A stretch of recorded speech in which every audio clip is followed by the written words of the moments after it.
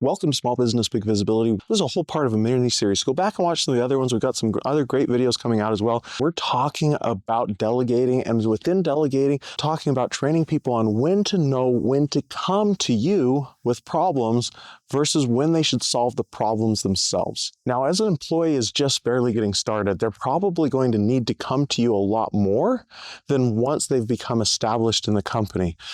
But if you're delegating to someone and it's a brand new thing, they're going to have a ton of questions up front. Oftentimes, even if you've given them, here's the responsibilities you have. Here's the desired outcome for each one of those responsibilities. Here's the steps you take to do the work. Here's the training on how to do it.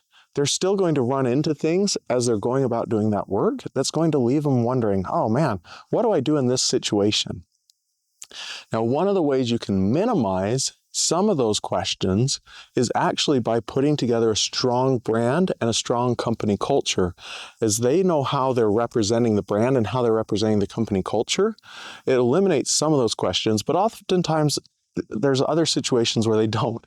And I was in a meeting a little while ago, and the boss, the owner of the company, said, I have on my door a piece of paper that says, did you think about it? Did you Google it? Did you ask AI? And if someone comes into my office and they didn't think about it, they didn't Google it, they didn't ask AI, I kick them back out of my office until they've thought about it, they've Googled it, and they asked AI, because they're just wasting my time. I can't tell you how many times I've had someone come in and I go on Google and the answer's right there. Or I've asked AI and the answer's right there. And this guy was passionate about it. So he had a clear process that the employees were supposed to follow when the standard procedure didn't work and when the training wasn't complete enough. That was very clear. If you've done those three things, then it was okay to go to the boss with the problem. I have another good buddy, and he says, if you have a problem that you haven't solved, you can talk to me about it, but eventually I want you to come to me with a couple of different solutions that you think could solve the problem. And then we're going to work together to pick one of those. And eventually what he does is he has the employee find the problem, pick a couple solutions, analyze it themselves, proposes, here's the solution I think. And eventually, once they get past that, he says, instead, I have them find the problem, identify it, come up with a couple of solutions, figure out which one's best, implement it, and then tell him. And once they get good at that, he says, don't even bother telling me anymore. And so that's his process. So what this is, when you get down to it, is we're putting in place a process for when the process doesn't work. Does that make sense? I hope it does, because in life and business, there's oftentimes situations where the standard procedures aren't going to work out. There's going to be some unknown variable. There's going to be some problem. If the employee is trained on what to do when that happens, then there's not chaos in the company. I once had someone who didn't have a good idea of what to do when it didn't work out right. And so they just decided not to do anything. They just let the problem sit there. Like, how could you think that was a good idea? But in their mind, that was the only way they knew how to deal with it. And they literally just let the problem fester.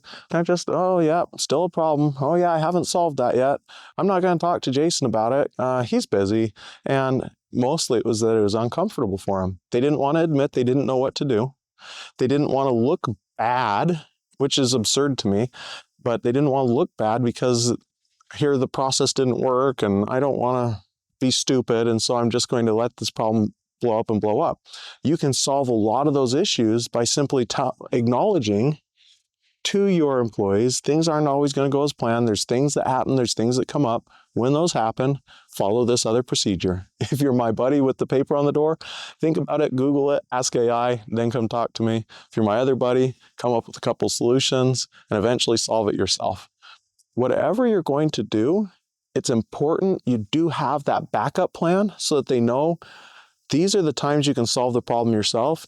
These are the times you come to me. There's another guy, his solution, I think it was either $300 or $1,000. If the problem is going to cost less than $300 to solve, or it was less than $1,000 to solve, something like that. Just solve it yourself. If it costs money, fix it, whatever it takes.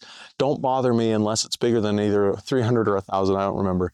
Each one of these are vastly different approaches, but for each one, it's empowering the employees up to a certain point so that they know where the boundaries are. That is an absolutely critical part of being successful in business. You have to give people enough rein and enough freedom to be able to go and solve those problems, but then also give them the instructions of when it's appropriate to come back and circle back with the boss.